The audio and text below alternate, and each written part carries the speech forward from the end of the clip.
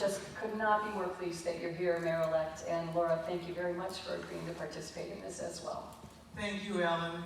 Hello, Mayor-elect. It's good to see you again. And last time I saw you, you weren't Mayor-elect, so congratulations. Thank you, Laura. Thank you so much. So, did you have any opening remarks? I know you just came from a very important press conference, and maybe you would like to share a little bit about that. Anything else you want to open with? No, look, I think it would be great to just get to questions, but I will just say briefly, thank you all for being here, and of course your commitment to seeing real transformation, not just for the city of Chicago, but a model that we can create for the rest of the world, as you know, we continue to contemplate what are the best strategies moving forward to have a better, stronger, safer Chicago.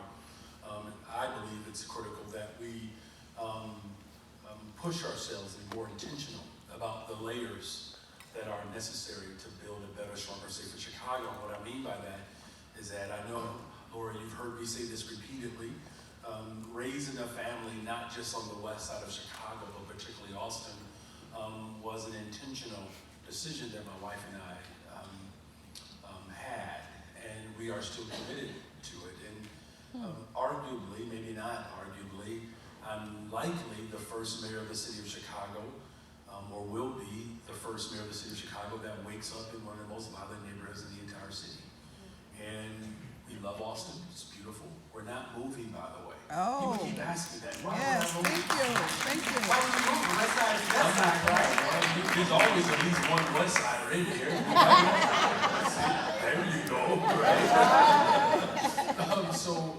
But with that context, what I'm saying is that there's a tremendous amount of motivation to speak to those layers, right? Because policing in and of itself has become the burden of the so-called reform dynamic. And when I say burden, it's because when you have all of the weight leaning on one particular element or side or aspect of how we govern a city, other areas are going to suffer, right? And so I'm hoping that today's discussion provides us with not just one particular approach, but the full context of what public safety has to look like. And I'm committed to doing that and leading in that capacity as the 57th mayor of the city of Chicago. So you mentioned Austin, and you intentionally chose Austin, and some folks who don't know that community, who don't maybe know communities like that, might be surprised. Why would you want to live in a community like that, which is so besieged by crime, besieged by all these other economic maladies, all these challenges? Explain that to folks who might not understand why it was so important for you to be there. Yeah, so the Austin neighborhood, it's an historic neighborhood. You know, once upon a time, the Austin neighborhood had a 100% employment rate. Now, the demographics were different. But it's not unheard of, you all, to have a community that is fully supported and engaged. That's it. So that's thing one. The next aspect of it is freaking beautiful in Austin. Yes, it is. Have you all ever been to Austin, the housing stock? We have great parks. You have the blue line, we have the green line. Chicago Avenue moves through, like the street named for the city runs through Austin. I mean, it has all of these elements and components of what a strong, thriving neighborhood should have. It's missing one element, a real commitment to investment. It's also a community that has been devastated by school closings, not having access to full employment, right? And so we have Great Depression era numbers of unemployment in the Austin community. And it's not unique in that regard. I mean, there are neighborhoods throughout the entire city of Chicago that reflect, you know, those poor investments or non-investments, right? And so why it's critical that we lift up neighborhoods like Austin or Garfield Park or Inglewood is that these communities, especially Austin, I believe Austin is the highest concentration of black folks anywhere in the country in terms of a neighborhood, certainly for the city of Chicago. In fact, Austin used to be the largest neighborhood in the entire city. I think Ravenswood has us beat now. So you think about the largest, like Austin is like a city inside of the city. That's right. And when you think about the largest community, particularly the largest concentration of black folks anywhere else in the city, wouldn't it be a remarkable testament to equity and justice to make sure that Austin has the same investments as a Ravens would? So we're not competing numerically. We are moving forward with equity. That's why Austin is important. Thank you. So,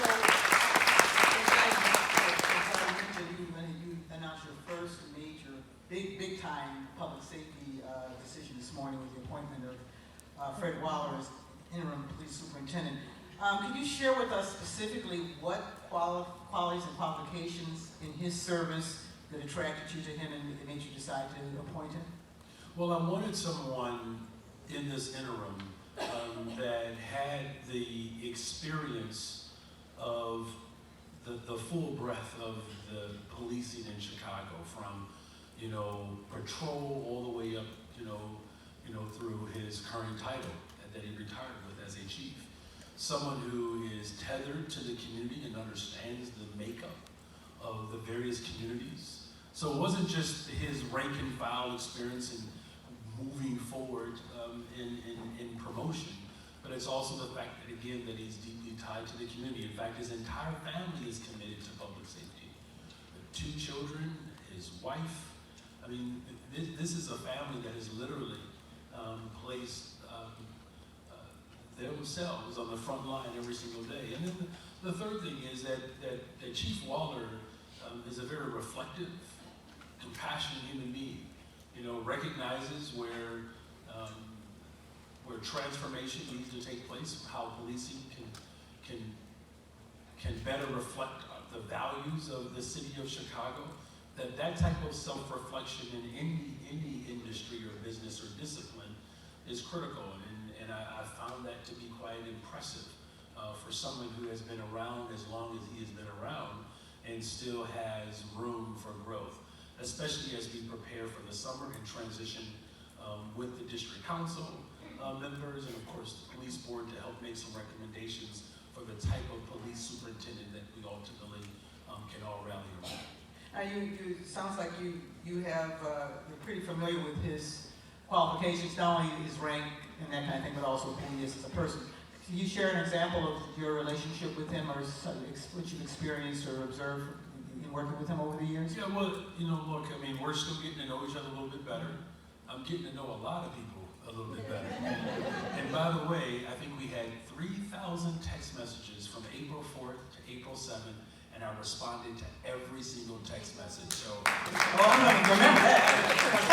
yes, but as I've gotten a chance to just know him, and here's the other dynamic about Fred and Chief Waller. It's the conversation with other people who have had interactions with him. Sometimes we take it for granted when people submit referrals, but also references.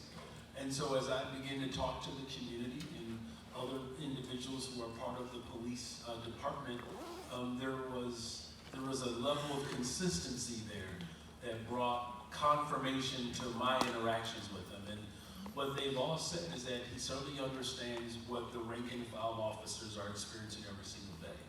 He also recognizes that the type of structure that we need to implement within our department to create more accountability, that he understands that. And then there have been individuals, whether they are activists or organizers or community groups, have all expressed a level of regard for his approach. And again, what I heard from him was that he recognizes where there have been shortfalls or not just shortfalls, but where there's been real mistakes within the police department, that he understands that in order for us to have a better, stronger, safer Chicago, the police department has to be a part of that effort. One of the things that was reported this morning, and it was reported, so I wanted to run it by you, was that he said at the press conference that he does not plan to apply for or stand for the permanent position. Is that correct? That is correct. He has not applied. And how do you feel about that?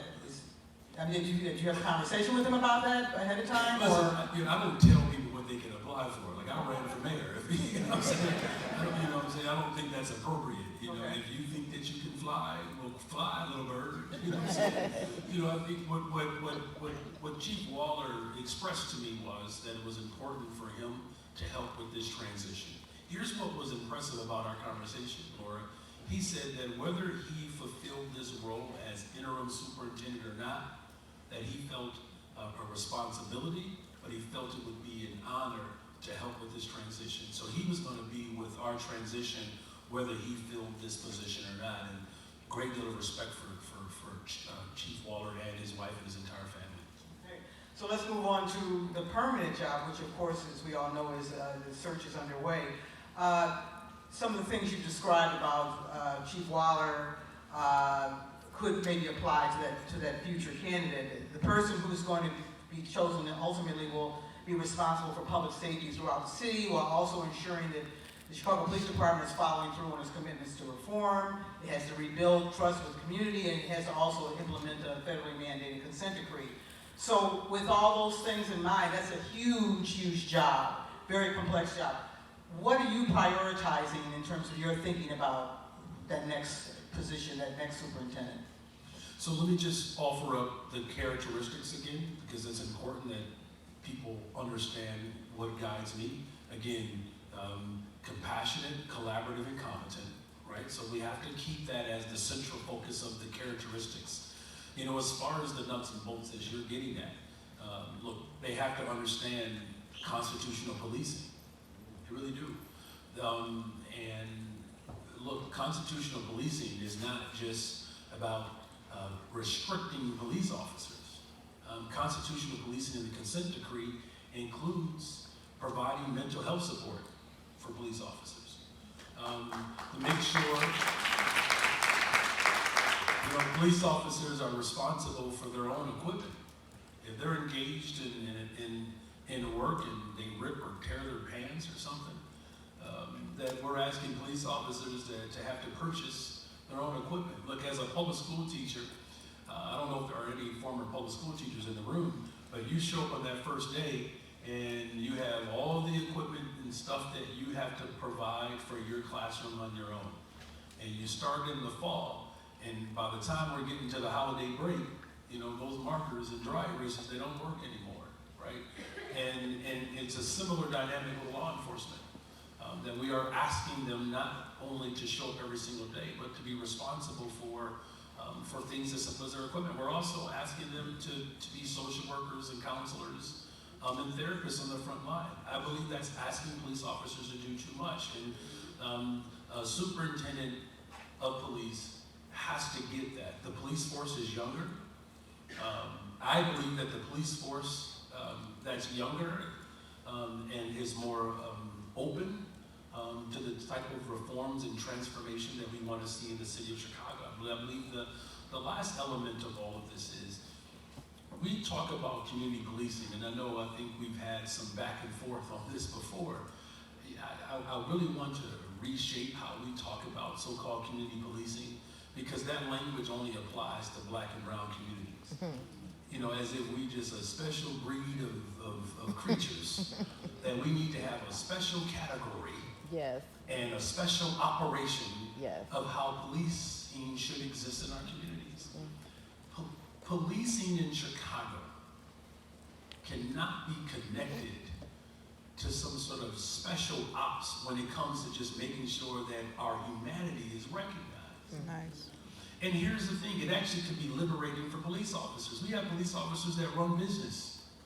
They're pastors. They're baseball coaches. They're already doing things within the community that brings out their best and their talents that go well beyond the badge. And so we need to make sure that those elements of just everyday existence and encounters with their neighbors ultimately, that becomes a natural form of engagement and not some sort of special club or a special office that really should be a part of the regular practice. So when it comes to your, who you will look to for your next superintendent, community policing, and a clear understanding of your vision for community policing is... It's just doing your job. Just doing your job. It's just doing your job. Like getting to know your neighbors on your beat and being able to get out your car and say hello to Miss Jackson. And you want to say hello to Miss Jackson, because Miss Jackson looking out the window every day anyway. You might as well wave. Okay, so this is another question about qualifications. reform is very important. Consent decree, it's been important in the city for a long time, and reform is real reform, still hasn't happened.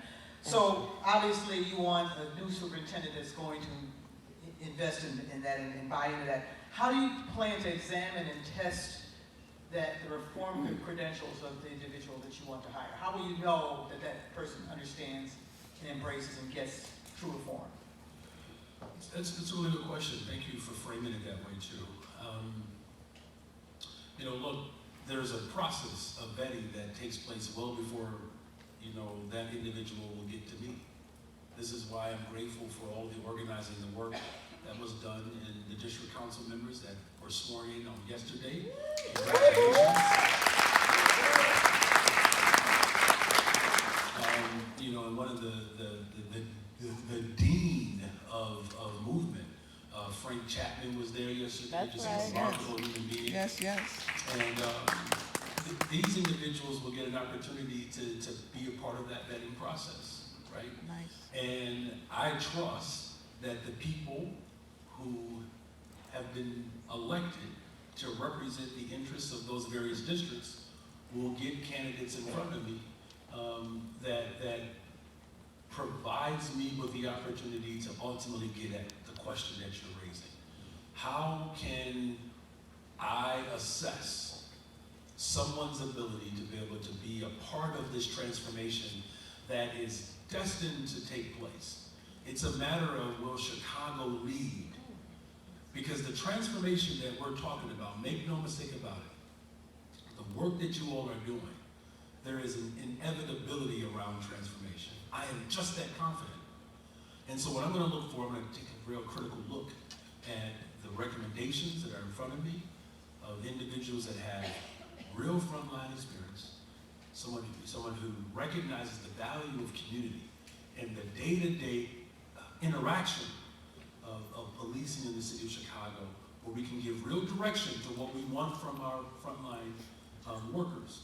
But just as important, someone that recognizes that policing is not the end all for public safety. One of the hardest parts about being a teacher in the Chicago public schools is that you're asked to do your job and someone else's. Yeah. That's too much to ask for our frontline workers. Remember, there was a time, and I think that time has happened again, where it's hard to recruit and retain public employees. We're asking too much of them. And then the pay doesn't match the amount of work that you're asking us to do. You're going to have someone on the fifth floor that understands that. And so we need a superintendent that understands that the type of relief that needs to take place in communities, type of relief that we are strategically moving in a collaborative way to make sure that law enforcement is not asked to do what another discipline can do. Now, this doesn't mean that they cannot have the social, emotional, and the certain elements of being able to provide the type of intervention that calls for the more, expressive form of engagement, right? Especially around having certain sensitivities. Like, even though I'm not a social worker, when children in front of me were having breakdowns or like emotional breakdowns, it doesn't mean that I could not talk them through a couple of moments, 2 or 3 minutes. You know, Laura, you're upset. I hear you. Okay, take a deep breath. Let's figure out who did it. Yes, I understand. And I'm not a social worker. Eventually, I have to move you along.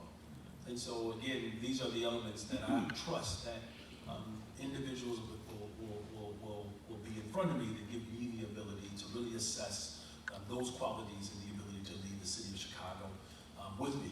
Okay.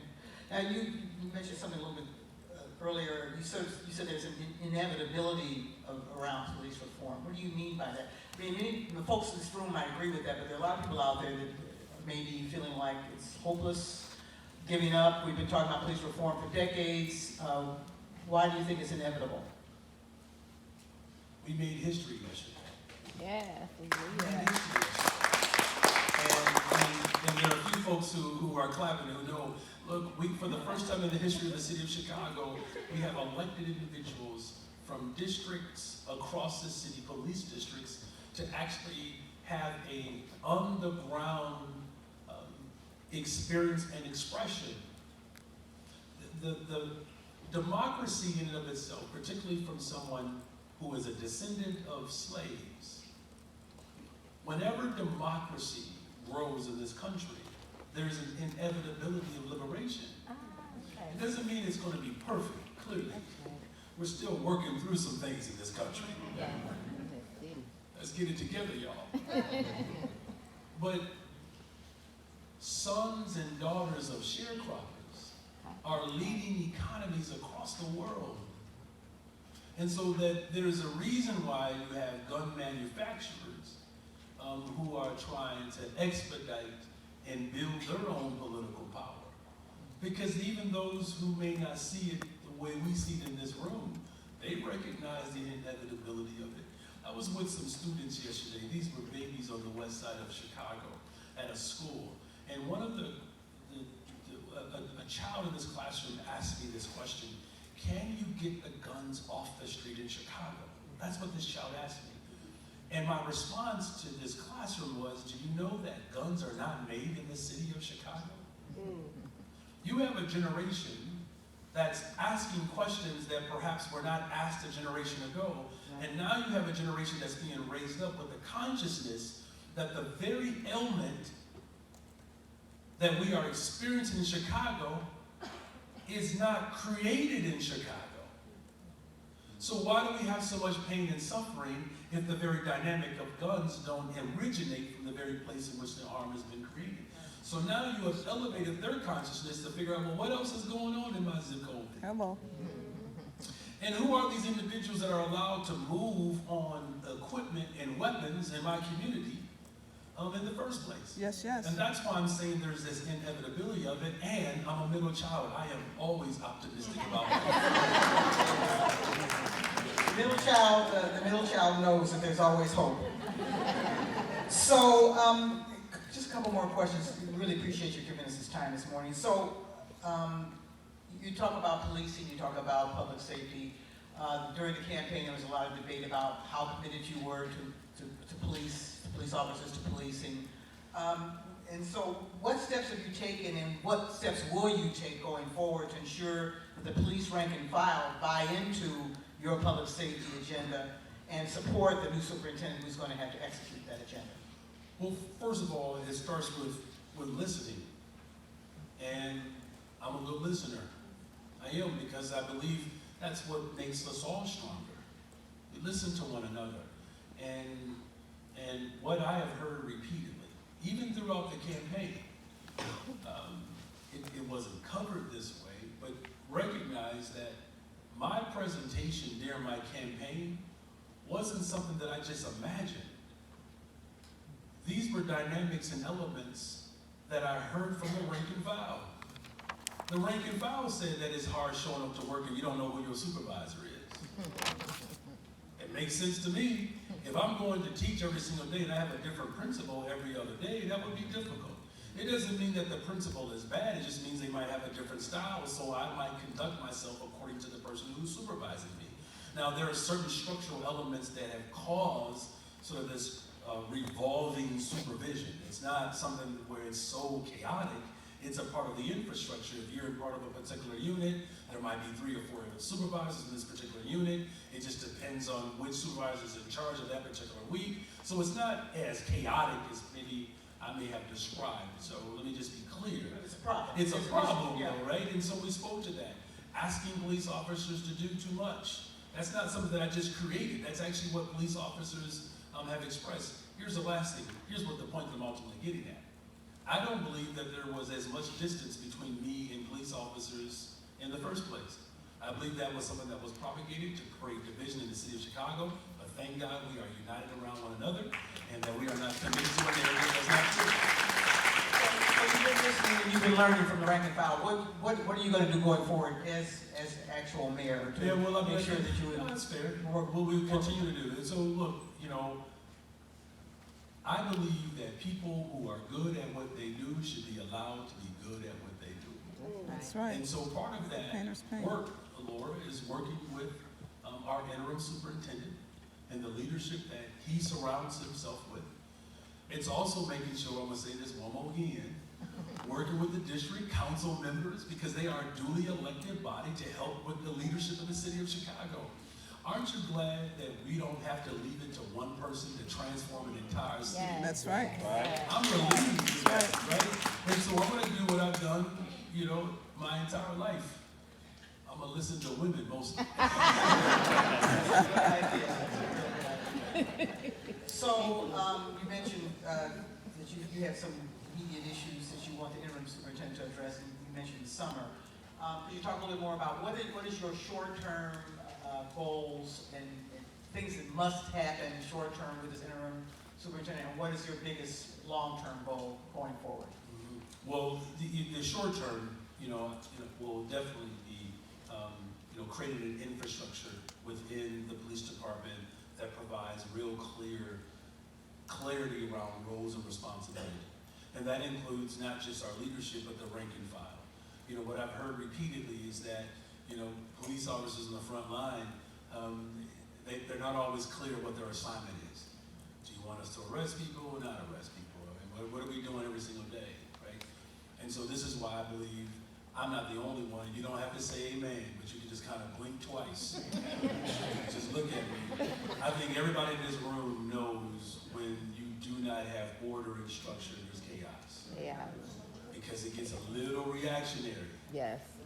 Just blink twice. So that's in the immediate. Like, we need to know what our plan is. What are people doing every single day? And so those are some things we have to do in the immediate. Also in the immediate is putting together a comprehensive plan about around how our summer will look, right? And we're working with community-based organizations. We're working with the faith community. We're working with the business community. I am so grateful that we have CEOs and owners of major corporations that continue to ask this one question: Mr. Mayor-elect, how can we help? And that is really the question that people are asking all over the city.